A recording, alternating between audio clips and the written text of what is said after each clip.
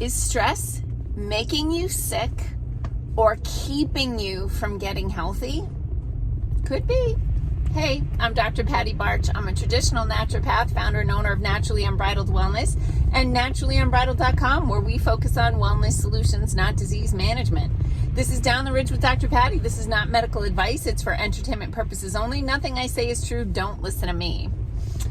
Well, someone actually reached out to me and requested that I do a more recent video, because I've talked about this to some degree in the past, but a video about the role of stress in disease. And so I'm going to just give you some highlights.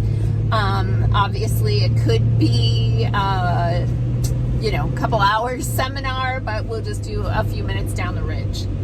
So let's talk about stress. So there are a few different kinds of stress.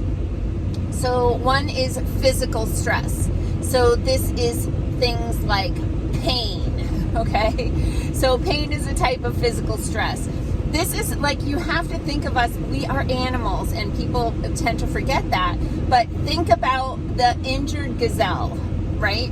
So the injured gazelle is the most likely to be eaten by the tiger, right? I might be switching predators and prey here, but you know what I mean. So when there's an injured gazelle, there are certain behaviors that the gazelle and the herd participate in to try to preserve the life of the gazelle. But fundamentally, the injured gazelle is at risk for predation. Oh, ring-necked pheasant, gorgeous.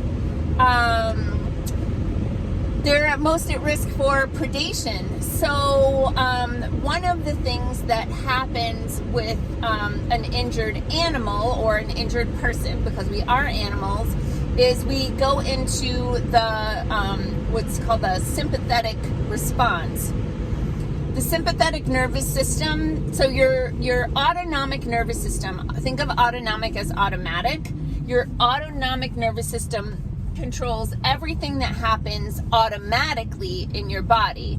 Heart rate, respiration, digestion, balance, that sort of thing. There's two divisions to the autonomic nervous system. The sympathetic, which is the fight, flight, flee, right? What is it? Fight, flight, freeze, faint. There might be one more, but anyway. And then the rest and digest is the parasympathetic. And I like to call it rest, digest, repair, restore, reproduce, because reproduction is very difficult in fight or flight. And maybe I'll get to that in this video. Maybe I'll save it for another one. But anyway, physical pain causes you to be in fight or flight in that activated sympathetic nervous system, so that you can be more aware of your surroundings and help yourself to escape predation. So some of the fight or flight physiological changes include dilated pupils, right? If your pupils open up, it's so that you can see more, right? So you're like scanning the horizon for predators. Blood flow is diverted in a sympathetic or fight or flight state, so that it's prioritized to survival. So that means blood flow and energy is going to be redirected to arms and legs, heart, lungs, and brain, because these are the run for your life or fight for your life tissues, okay?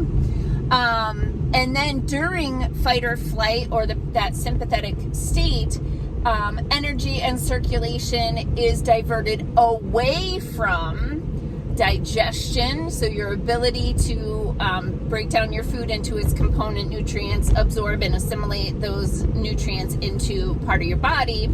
And then it's also diverted away from reproduction. So because, especially in a female, because in reproduction, if you're in danger, being really pregnant or having an infant in arms is going to make you more vulnerable to predation. So your body is going to deprioritize reproduction and digestion during that state. Okay, so then, so we talked about physical pain. So there's also emotional pain, right? So this is things like grief, trauma, overwhelm, debt, family dynamics,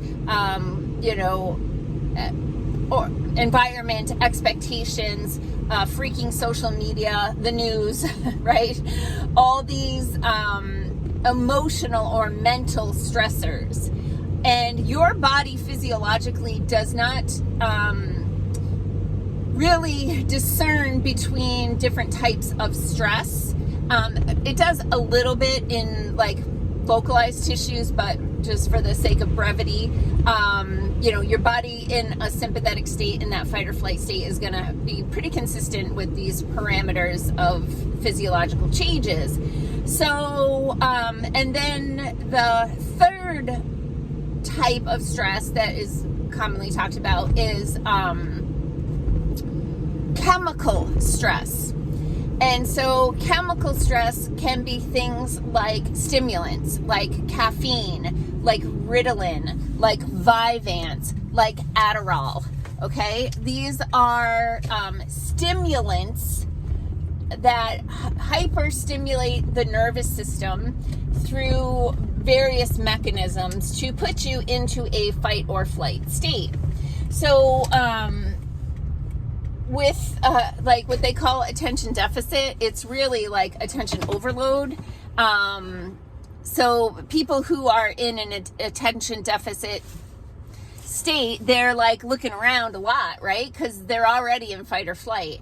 Then we jack up their nervous system a little more with a stimulant, whether it's coffee, energy drinks, or chemical prescriptions. We bring them over the threshold to hyper alert so that they can laser focus, right?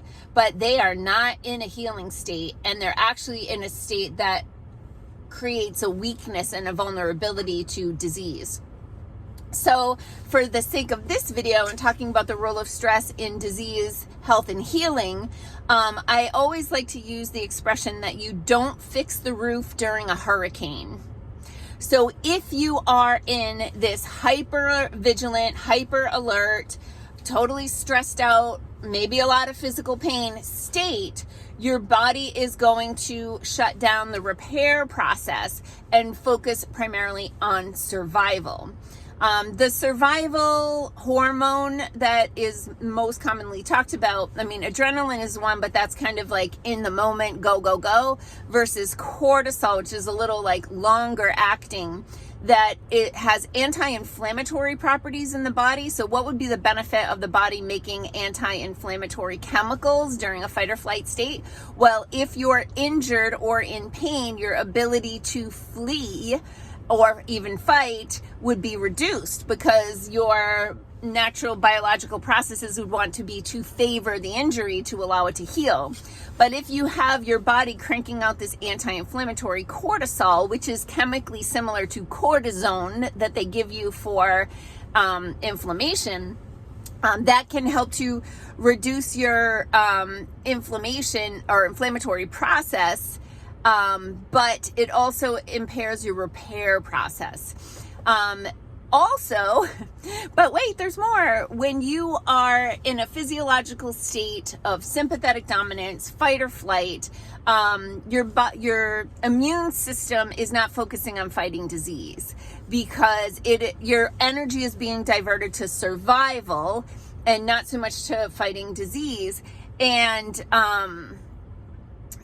And also things like patrolling your body for cancer cells. So cells that have gone off the rails and start growing at an unregulated rate, your immune system would normally identify those cells as rogue, tag them, and destroy them. But when you're in this fight or flight state, your body doesn't want to heal. It doesn't want to spend the energy to heal an injury. It wants to spend the energy to run for your life or fight for your life. I'll try to paste in a video here. If you're watching on YouTube, I'll try to do one of those little boxes up in the corner. Or if you're watching on Facebook, I'll try to remember to put a link to this video, a video that I'm going to talk about below. If you're watching on Instagram, you're screwed because Instagram sucks. It's great entertainment, but you can't leave there. It's a nightmare. I hate it. Anyway, the video I'm talking about, I think I called it How to Access a Healing State, which is an exercise that I do. In fact, I'm going to do it today. It's been crazy at work because, as I mentioned before, my receptionist left without notice and we had a full schedule and it's really a challenge right now. But I'm going to link the video to how to access a healing state by massaging, stimulating the vagus nerve, which is the fight or flight pathway, that you can do a little hack there. So I'll paste that in. So that's it for today. Peace out, peeps. Have a healthy day. Make healthy choices. You got this.